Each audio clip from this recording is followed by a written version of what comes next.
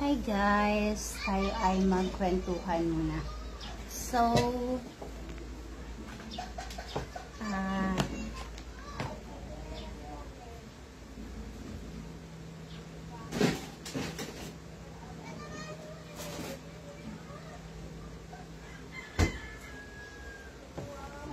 sisimulan ko ang aking morning sa pag-inom ng barley. So, first ay maglalagay tayo ng tubig. Kailangan malamig siya, guys. Ayan. Sa 100 ml na tubig, ilalagyan ko siya ng 2 scoop.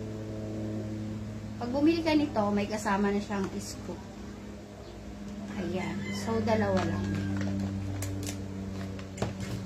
And then, hahaluin natin hanggang sa ma-dissolve siya. Hindi mainit na tubig. Kung hindi, malamig na tubig. So, wait lang.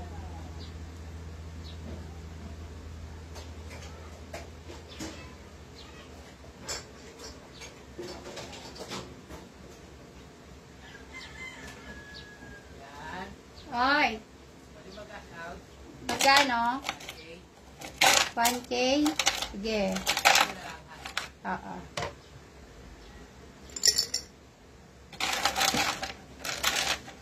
So, lalagyan ko dito ng yelo.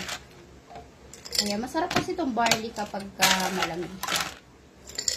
Yan. Sa mga nagtatanong kung ano lasa ng barley, ng Salveyo barley grass, ito ay lasang matcha. Kung kayo ay mahilig sa matcha, magugustuhan nyo to. Pero hindi siya kasing tapang, light lang siya. Hindi? Tali lang ako ng buhok. Ayan. Tayo yung bahay namin. Ayan. So, ito ang aking almusal. So, tunawin ko lang siya. And then, isasalin ko siya dito. Kita ba? Yan. Parang mas okay pag nakalugay ako,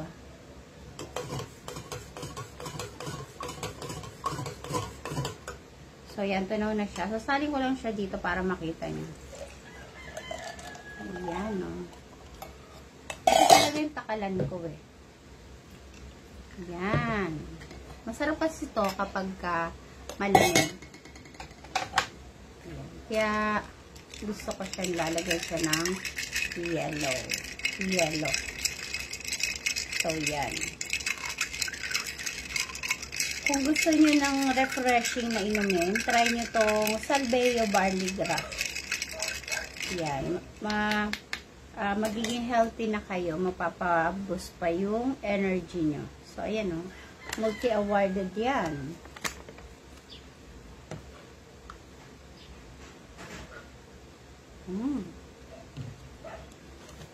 Abe dito, no sugar added. Sa mga vegan, yung mga ano ba tawag doon? Vegetarian yan. Pwede sa inyo to. Ang sarap nito. Kasi una ko natikman ay hindi ko nagustuhan yung isang brand ng barley kasi merong buo-buo. So, nasuka ko dun. Pero eto, wala. Parang nainom ka lang ng milk tea. Parang nainom ka lang ng tubig. Wala po siyang aftertaste.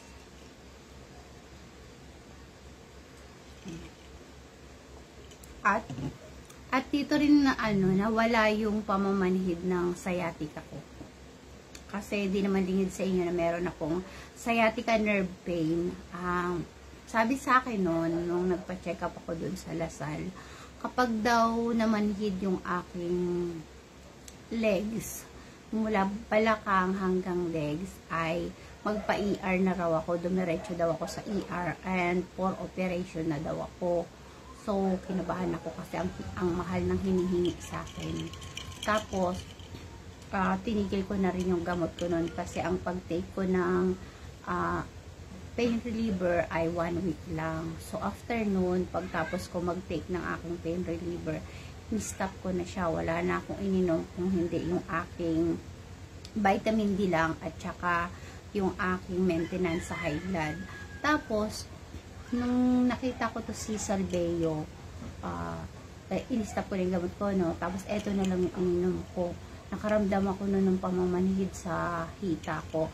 Bakit ko nasasabi na dahil sa Salveyo nawala yung pamamanhid ng aking balakang at hita.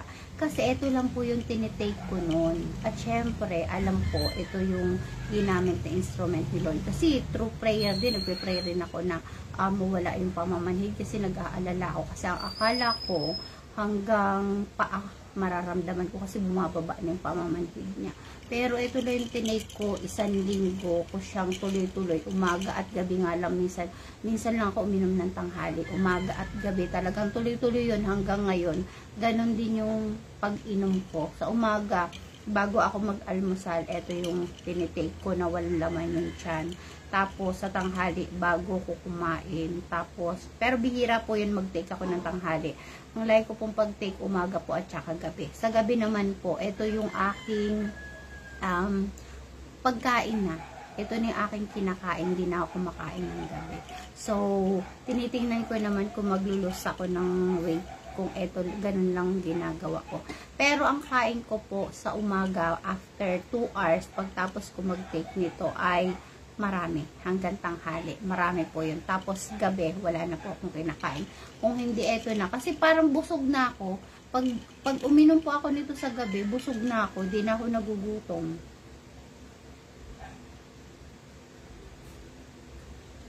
Kung gusto mo ng refreshing na inumin, ngayong tulad nito mainit, mag-Salveyo barley grass ka na. Maganda po to sa katawan.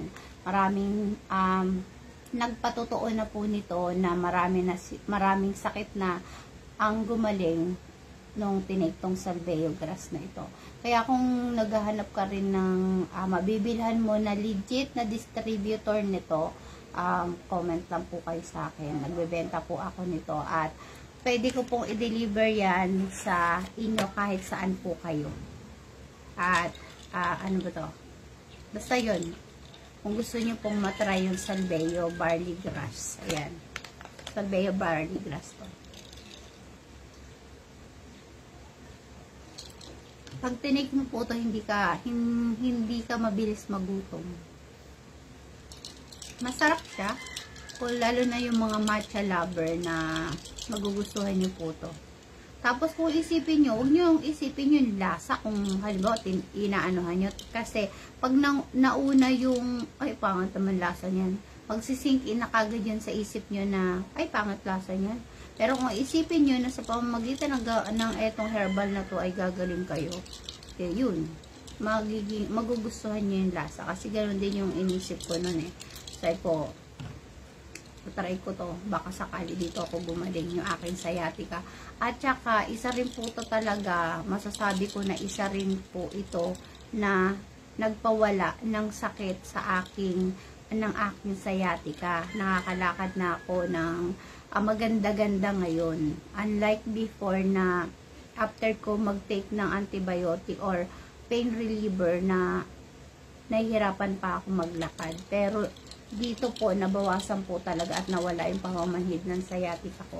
Kaya, masasabi ko na ito po talaga yung dahilan kung bakit nawala yung sciatica ko, yung pamamanhid ng sciatica ko at na-less yung pain.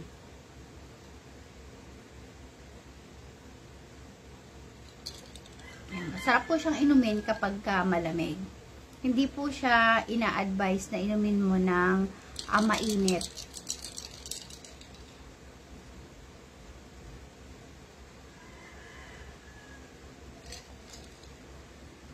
Ayan. Nung una hindi ko po to hindi ko muna siya nire-recommended hanggat hindi ko siya natitikman. Hindi ko siya natatry. Pero natry ko na siya at may patunay ako na na nagawa nitong barley sa akin. Kaya rin ako nagre-recommenda na uminom din po kayo nito. Kasi lalo na may mga high blood, may mga sugar, mataas yung sugar. Yan, marami na pong mga testimony nito. Marami mga napatutuo na napagaling, na na-less yung kanilang sugar, na pababa yung kanilang high blood. Eh na ito lang yung tinitake nila. At saka yung mga bukol, mga ganun po. Yung mga may mga problema sa buto, yan. So try nyo rin po. Pwede po ako mag-ship nationwide. Pwede Luzon, Visayas, Mindanao. Pwede po ako niyan kahit saan. Pwede po ako magpa-ship niyan sa inyo. Legit distributor po ako nito. Legit po ako nito nagbebenta. Kaya kung gusto niyo pong mag-order, PM lang po kayo.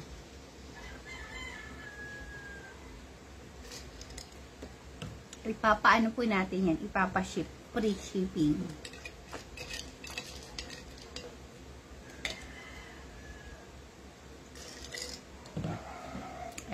Yan.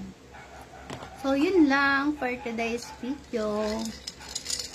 Maubos ko na isang baso. Actually, nakakadalawang baso na ako nito. Wala naman kasi overdose to. Kanina pagising ko ng 4, nag-take din ako nito. Tapos ngayon, na oras na?